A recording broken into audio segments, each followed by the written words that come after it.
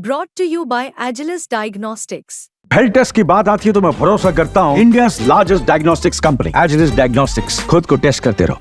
नमस्कार दोस्तों, आप प्राइम तक देख रहे हैं। बात करते हैं रतन टाटा, जिसको बिजनेस टाइकून कहा जाता था। उनका निधन हो गया है। 86 वर्ष के वो थे, मुंबई में उनका निधन हो गया। हम सबको ये खबर पता है। कल रात को ये घटना आई। अब इसको लेकर पूरे देश में एक तरह से कहा जाए शोक की लहर है। उनका अंतिम संस्कार भी कर दिया गया है मुंबई में। उनके अंतिम संस्कार यानी अंतिम यात्रा में कई लोग पहुंचे, कई दिग्गज लोग पहुंचे। न सिर्फ राजनीति से संबंधित लोग पहुंचे बल्कि कई लोग पहुंचे। लेकिन क्या आपको पता है रतन टाटा कैसे रतन टाटा बने? कैसे टाटा समूह इतना बड़ा एम्पायर उसने खड़ा कर लिया? 100 से ज़्यादा कंपनी, हज़ारों करोड़ के मालिक। और कभी तो मुझे याद है ऑटोमोबाइल्स इंडस्ट्री में टाटा का नाम होता था, और अभी भी खैर इनफैक्ट नाम है। अब तो मार्केट में बहुत सारे प्लेयर्स आ गए, लेकिन एक वक्त ऐसा था कि ये कहते थे नमक हो टाटा तो टाटा नमक। और अगर गाड़ियों की बात करते तो जहां देखो टाटा की गाड़ियां नजर आती थी। लेकिन मार्केट जरूर थोड़ी बदली है। लेकिन टाटा क्यों टाटा बने और रतन टाटा का नाम क्यों इतना हुआ? वो इसलिए हुआ, उनके न सिर्फ वो बिजनेस माइंडेड आदमी थे बल्कि अर्थव्यवस्था को सुदृढ़ करने में टाटा समूह का बहुत बड़ा रोल रहा। इसके साथ साथ उन्होंने मानवता की मिसाल भी पेश की। दोस्तों, वो टाटा समूह जो है वो कई सारे चैरिटीज के काम करता है। इसके इतर ये सारी कहानी तो हम हर जगह सुन ही रहे हैं, देख ही रहे हैं, लगातार चल रही है। लेकिन मैं आपको रतन टाटा से जुड़ा एक और किस्सा बताना चाहता हूं। हम सबको पता है 26/11 यानी 26 नवंबर को मुंबई में आतंकवादी हमला हुआ था। होटल ताज पर हमला हुआ था। उस वक्त आतंकवादियों ने घेर लिया था पूरे होटल को, अंदर तक घुस गए थे और कई सारे लोगों को बंधक बना लिया था। यह खबर दरअसल रतन टाटा को किसी ने फोन पर दी थी कि ऐसा ऐसा हो गया। रतन टाटा अपनी गाड़ी लेकर वहां पहुंचे तो उनको गार्ड ने रोक दिया और अंदर नहीं जाने दिया और ये कहा कि वहां पर फायरिंग हो रही है। रतन टाटा ने उस वक्त कई लोगों से बात की, सरकार में और अपनी कंपनी से जुड़े कई लोगों से बात की। आप सोचिए उस आदमी का कितना बड़ा ऑरा था। उसका ये कहना था कि जब उनको पता चला रतन टाटा को कि अंदर आतंकवादी है, तो उन्होंने छूटते एक बात बोली कि इस पूरी बिल्डिंग को उड़ा दो, कोई दिक्कत नहीं है, लेकिन आतंकवादी नहीं बचने चाहिए। आप सोचिए कितने ज्यादा वो देशभक्ति की, जो एक तरह से कहते हैं ओतप्रोत थे, देशभक्ति की भावना उनके अंदर जो थी। और लगातार वो इस तरह की बातें करते आए थे। उस वक्त एक किस्सा काफी चर्चा में भी आया था कि जब रतन टाटा पहुंचे थे, हालांकि वो बहुत परेशान हुए।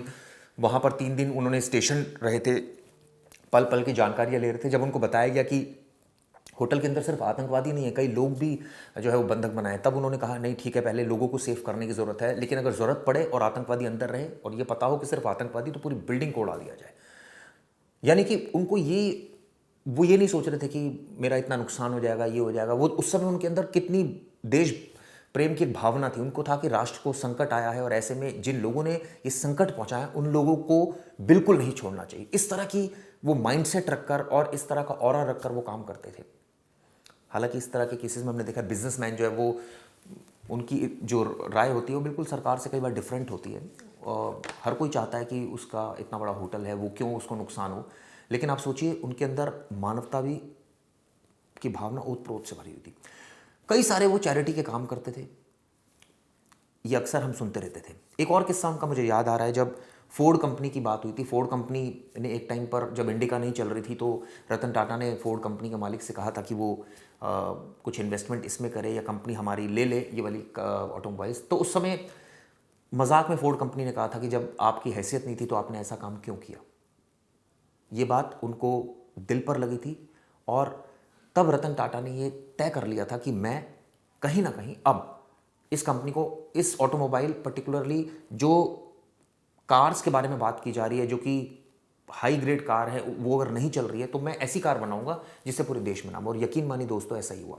एक वक्त ऐसा है जब फोर्ड कंपनी की हालत बहुत पतली हो गई, उनके मालिक मिले और उन्होंने भारत में इन्वेस्टमेंट की बात कही। उन्होंने कहा कि हमारी कंपनी को जो है वो खरीद लीजिए। तब जाकर टाटा ने वो कंपनी खरीदी और तब उनको रियलाइज कराया कि आपने मेरा एक बार इस तरह से अपमान करा था। कहने का मतलब ये है कि वो असूलों के आदमी थे, डिसिप्लिन उनके अंदर कूट कूट कर भरा था। और हम अक्सर देखते थे कितने शालीन थे, कहीं भी उनकी कई सारी पिक्चर्स देखते थे, वो ज़मीन पर बैठे रहते थे। कई बार वो जब लोगों से मिलने आते थे तो उनके बीच में घुल मिल जाते थे, ऐसे बैठते थे।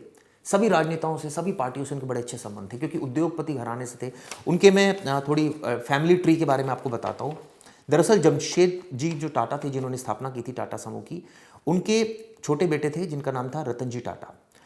रतन जी टाटा के बेटे थे JRD टाटा, यानी जहांगीर रतन जी दादा भाई टाटा।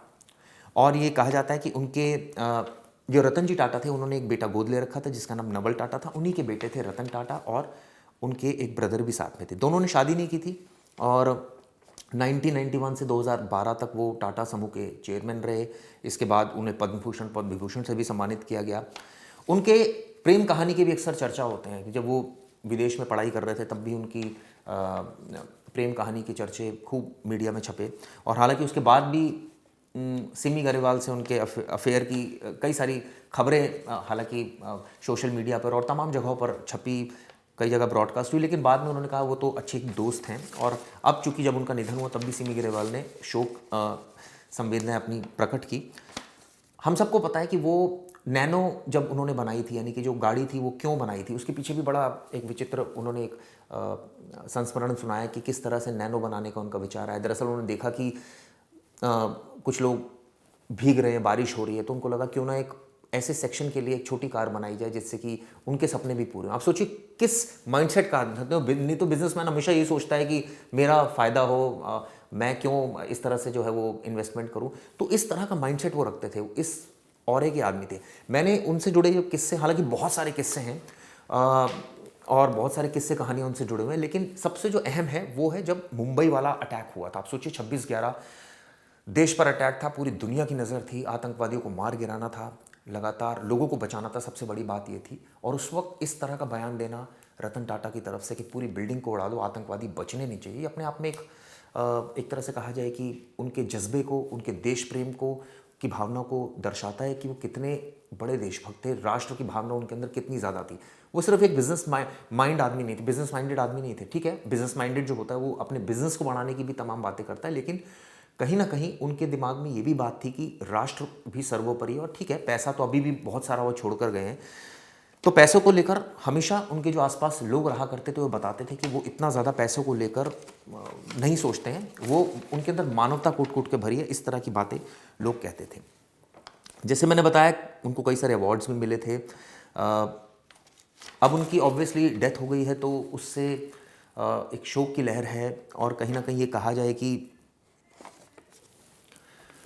हालांकि महाराष्ट्र सरकार तो कह ही रही है कि उनको भारत रत्न से नवाजा जाना चाहिए, हो सकता है सरकार ये बात मान भी ले, लेकिन सबसे बड़ी बात यह है कि अर्थव्यवस्था को सुदृढ़ करने में, मजबूत करने में रतन टाटा का बहुत बड़ा योगदान रहा था, और इसको वो ये कभी भूला नहीं जा सकता। हालांकि अब तो कई सारे बिजनेसमैन और पंक्ति में हैं जो एक तरह से कहा जाए कि डायरेक्टली और इनडायरेक्टली देश की इकोनॉमी को बढ़ा रहे हैं, चाहे उसमें अंबानीज़ का नाम हम ले सकते हैं, चाहे दूसरे बिजनेसमैन अडानी का नाम ले सकते हैं जो अभी तक जो मेनली बिजनेसमैन हैं। लेकिन ये भी कहा जा सकता है कि रतन टाटा और खासकर टाटा समूह ने देश की अर्थव्यवस्था को एक पूरी तरह से सुदृढ़ बनाने के लिए बहुत बहुत प्रयास किया। इसमें कोई छिपा नहीं। यही वजह है कि उनकी सभी सरकार कोई भी आती थी, उनके संबंध हम हर किसी सरकार से अच्छे रहते थे। ये मैंने आपको चर्चा इसलिए, वीडियो इसलिए बनाई ताकि पता चल सके कि रतन टाटा किस तरह से, उनको जब आतंकवादियों ने हमला किया तो किस तरह से उनका माइंडसेट था और क्या उनके मन में उस वक्त चल रहा था। उम्मीद करता हूँ वीडियो आपको पसंद आई होगी दोस्तों। शुक्रिया।